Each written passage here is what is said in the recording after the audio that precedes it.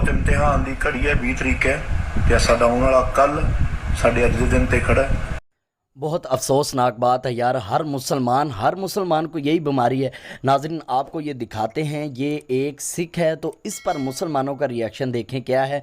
मुसलमान जो क्या बोल रहे हैं, अफसोस है ऐसे मुसलमानों पर जो नाम के मुसलमान सिर्फ रह गए हैं और एक सिख के लिए और काफर के लिए इतनी हमदर्दी, और वो भी क्यों यार। आपको ये गौर करना चाहिए कि जो अल्लाह पाक के साथ शरीक करते हैं वो काफर हैं, वो मुसलमान नहीं हैं, उनके लिए हम दुआ नहीं कर सकते।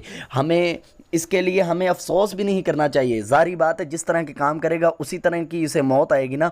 हो गया वासिल जहन्नम, ठीक है, लेकिन मुसलमानों को ये शोभा नहीं देता कि उसकी हमदर्दी के लिए, उसको जन्नत में मुकाम के लिए उसके लिए दुआएं करें, उसकी मगफिरत की दुआएं करें। ऐसी मुसलमानों के लिए हरगिज़ ये गलत बात है, ये मुसलमान बात नहीं कर सकते।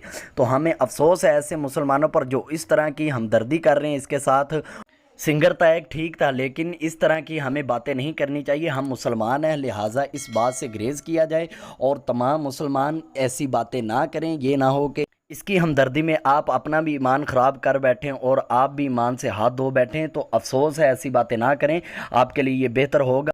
अल्लाह पाक के साथ शरीक करने वाला तो वो मुसलमान रहता नहीं, इसके लिए कोई हमदर्दी नहीं बनती। आपको वो वीडियो क्लिप दिखाते हैं जो इसने लास्ट में बोला था, आप वो सुन। अज बहुत इम्तिहान की घड़ी है, 20 तरीक है, तो साडा आने वाला कल साडे अज दे दिन ते खड़ा है। तो माफ़ करना, मैं कल्ला बंदा सी, मैं सारिਆਂ तक नहीं पहुँच सकिया।